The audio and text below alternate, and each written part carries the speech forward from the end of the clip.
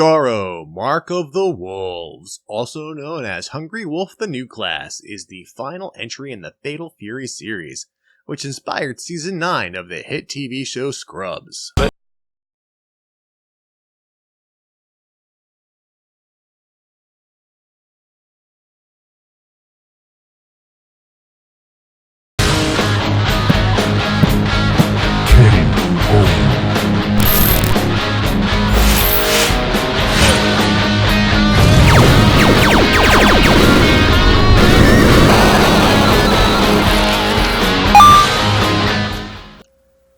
Welcome to Risky Bitness, where we talk history, trivia, and tech about all our favorite retro games. If you haven't done so already, please like, subscribe, and enable notifications so you never miss an episode.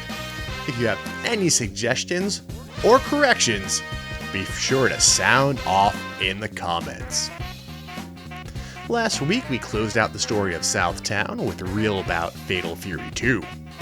This week, we'll be diving into the continuation of the Fatal Fury series with the final game, Garou, Mark of the Wolves. Garou was released in November of 1999, 2 years after SNK stopped making and shipping MVS and AES units. Not only was this game one of the many released in the 7 years after the manufacturing was stopped, but it's also one of the few 2D fighting games that was released during the golden age of 3D gaming. Competing for quarters in arcades, and what few arcades were left by this time, was Street Fighter III Third Strike, the most popular iteration of SF3, which is still played competitively today. A sequel to Garou was planned, but it was never completed. It was first announced back in 2005, and as of 2016 there was a roster reveal, but no more information has come out since then. And that's a real shame, because Garou introduced several story threads that I really would have liked to see continue. Some of them did continue in King of Fighters, but that's a whole alternate timeline, and well, I'll have a whole other video for that at some point. Should probably give this back to Alfred. Garou remains a very popular fighting game among fighting game enthusiasts. It's still played competitively today due to its deep and entertaining gameplay system. It's been ported to the Dreamcast, the PS2, PS4, Xbox One, and even Windows. I do have a few corrections about the story that I'd like to clarify now, since this is the final Fatal Fury video that I'll be doing. After the first Fatal Fury, it turns out that Geese actually survived falling through the window because he had the Phoenix Scroll, one of the 3 scrolls. He started the tournament for Fatal Fury 3, letting people know he had the scroll, so the other scrolls would be brought to him, which they were by the Jin brothers. But Geese didn't use the scrolls, he destroyed them because even Geese, as evil as he was, understood that the scrolls were far too dangerous, so he got rid of them. Good on you, Geese. He escaped death even after Fatal Fury 3, but he was finally killed by Terry at the end of Real Bout Fatal Fury, which we've talked about before. 10 years later, after the death of Geese that is, Second Southtown is a peaceful place, but a new tournament, King of Fighters Maximum Mayhem, is called by Kane Heinlein, Rock Howard's uncle and Geese's brother-in-law. Kane threatens to disturb the peace of Southtown if the fighters don't come to his tournament. Cheers.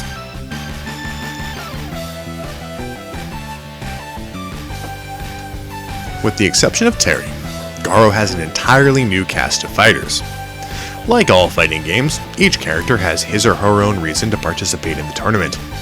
Unlike previous entries in the series, cutscenes and pre- and post-fight dialogues reveal the story for each character. Each character has his or her own reason for joining the tournament. Additionally, each character fills a gap left by a legacy character who is no longer in the series. Kane Heinlein is the brother of Marie Howard, Geese's deceased wife and Rock's mother. He has called the tournament to seize control of 2nd Southtown and make it his own sovereign kingdom of violence. His plans are insane. He wants to make it a city-state and proclaim himself king, and then subject the people to violent contests to force them to appreciate their lives. This is some Saw-level stuff right here. He seems to be a little obsessed with Marie. He almost treats her like some sort of a deity. Now, while Marie was whisked away into the lap of luxury, Kane was not so fortunate, and he grew up in the slums, escaping only by becoming involved with organized crime. He gained great power within the underworld, killing his boss to become the new boss, like you do. His deeper motivation for staging the tournament involves bringing Rock to him in order to discover secrets hidden in Geese's will. You'll have to finish the game as Rock in order to learn more. He is very powerful and fast, and he can use projectiles and charging attacks. Kane's a very dangerous character to fight against.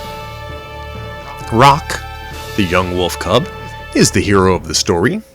He is Geese's son, raised by Terry, and because he was trained by the greatest fighter of all time, he enters the tournament to find his path in life, as well as to discover the truth of his lineage.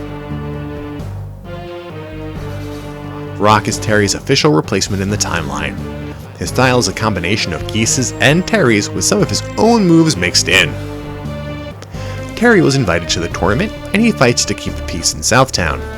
His function here is mostly the passing of the torch to Rock, and setting the next chapter of the story in motion, though it has been 20 years and that story was sadly never continued.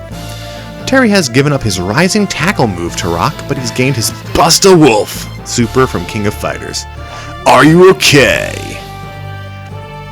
And listen, this is a rule. I didn't make the rule, but whenever you say that move, you have to say Bust a Wolf. You can't say Bust a Wolf. Bust a Wolf is the correct way to say it. You can't say it any other way except that. I don't make the rules. That's just the rule. Sorry. Bon Janae is a pirate who joined the tournament to rob Kane Heinlein of his riches. She is a kickboxer. She uses projectile attacks, and she really replaces, I think, Franco Bash a little bit in the game.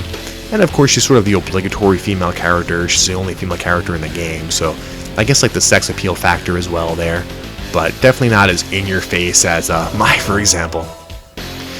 Kim Jae-hoon and Kim Dong-hwan are Kim Ka-fwan's sons, and they fight using a similar taekwondo style, though they each have distinctive special and super moves. Dong-hwan takes Joe Higashi's place as kind of the clown of the cast as well. Hotaru joins the tournament in search of her brother. She uses Chinese martial arts with lots of flowing circular movements. She replaces the Jin brothers in their method of fighting. Gato joined the tournament to get revenge against his father, who mysteriously murdered his mother. It's a real shame the story arc never materialized, because I think it could have been really exciting.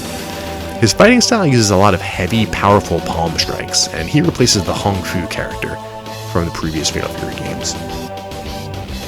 T-Zoc is a pro wrestler who was led to the tournament when he was defeated by a man who is very likely Gato's father.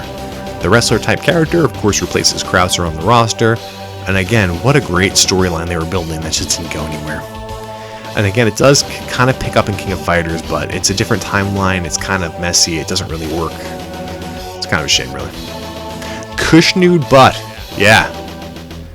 Kushnude Butt. Apparently his real name is like Ricardo Gomez or something, but they was too close to a real guy, so they changed it to Kushnude Butt. Because, you know, that's like a name that people have. Hey, Kushnude! Hello, is this Mr. Butt? Well, anyway, he fills a new spot in Garou, adding a Shoto to the game, and he plays a lot like Ryo Sakazaki from the Art of Fighting / King of Fighters. He's Sakazaki's protege, and he joined the tournament to represent Kyokukenryu Karate. He has all the same moves basically as Ryo, so he's basically a Ryo clone, but you know, with better hair. Hokutomaru is a ninja, and the only student of Andy Bogard whom he replaces in this game. He uses a similar Shoto variation style, and he sent him to the 2nd Southtown to compete in the tournament and prove himself. He may or may not be related to Mai Shiranui. That's kind of unclear in the storyline. Kevin Ryan is a police officer who is investigating murders committed by Freeman, another character on the game. He is accompanied by Marky, the son of his recently murdered partner. He has a Sambo style, so he replaces Blue Mary in that regard. Blue Mary at this point in the storyline, I don't know where she is, but I'd like to think that maybe she is married to Terry, because they had a relationship going on. So maybe they're married now and she's staying home with the kids while he goes out and bust the wolves people in the face. I don't know. Yeah, traditional marriage right there. Freeman, he is the most bizarre character on the roster. He's like a goth heavy metal kind of character. He's a serial killer who has joined the tournament because he wants to kill strong fighters. I guess his killing is more thrilling if the victim is strong. Unlike most murderers who just go after weak people. He uses a savage cutting and slashing style. He moves in a strange, twisting way. I feel like he probably replaces Lawrence Blood, really, in that playstyle. Grant is Kane's bodyguard. He is the sub-boss of the game. He made a deal with a demon to gain the power necessary to protect Kane after Marie left to live with geese. He uses a hard-hitting dark karate style. I think he's maybe a replacement for Billy Kane, but what do you think? Let me know in the comments.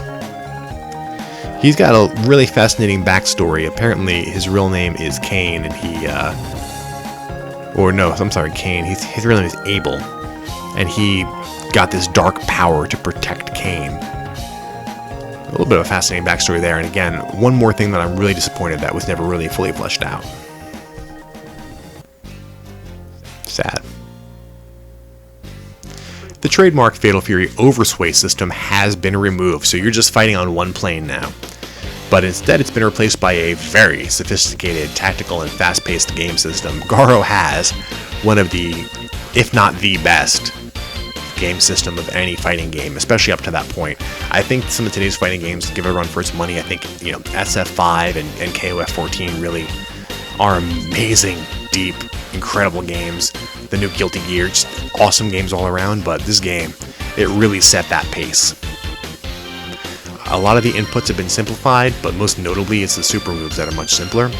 Every character has 2 super moves, and all super moves are done by performing 2 quarter circles forward, followed by a punch or a kick button. So no matter what character you're playing as, you know your supers right out of the gate. The meter has 2 levels, S and P kind of like before, but no more H power.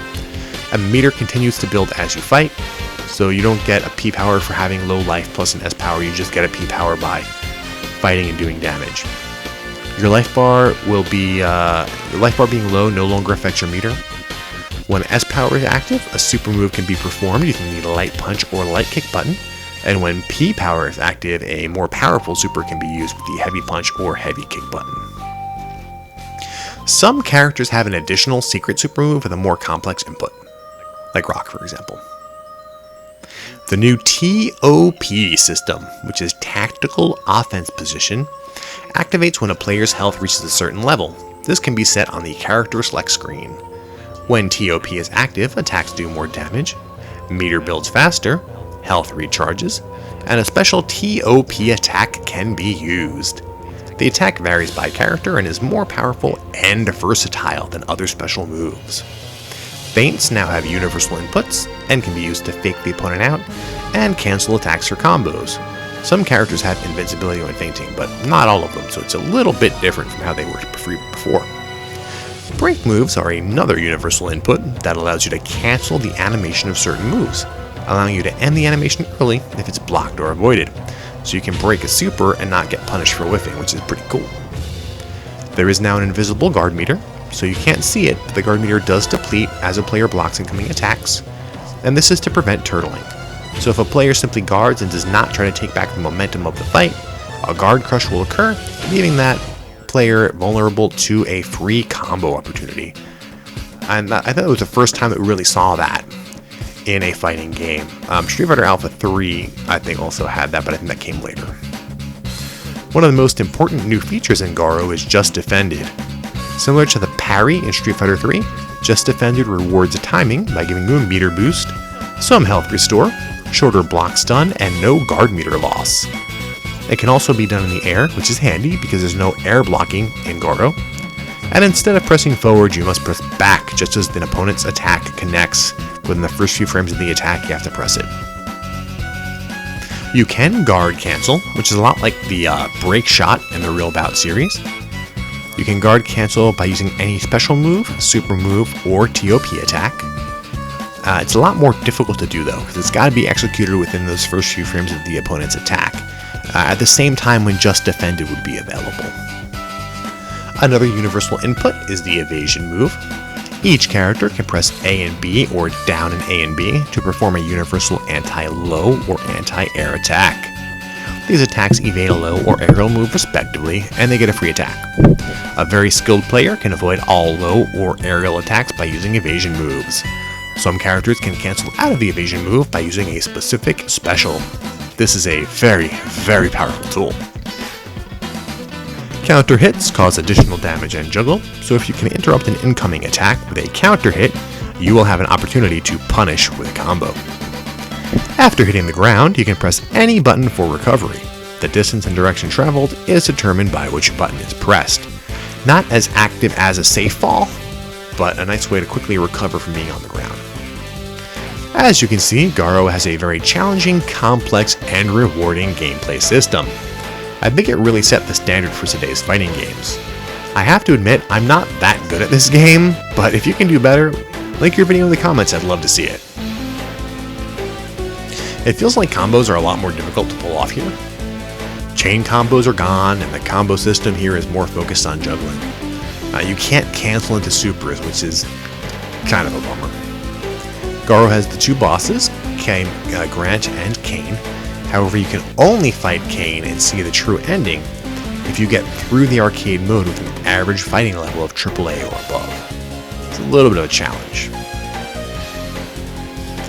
If you want to see it, just turn the level down to 1.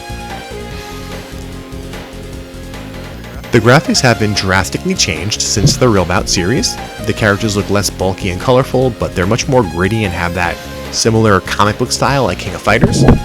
And the effects are a lot more flashy. Everything on the screen has a really high level of detail, even the hit counter during combos.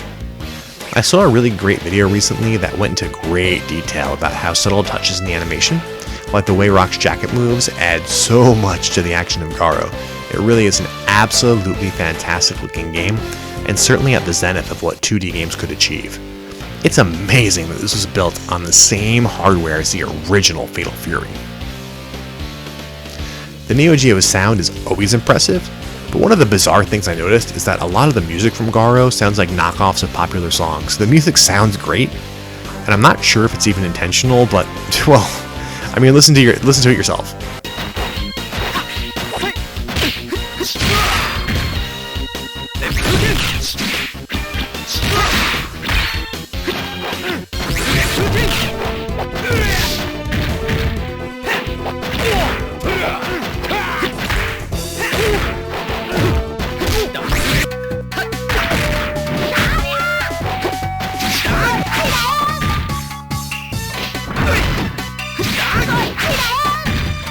I played Garou when it was still pretty new, but I didn't play it on an MVS cabinet or an AES console. I played it at a friend's house on Maine.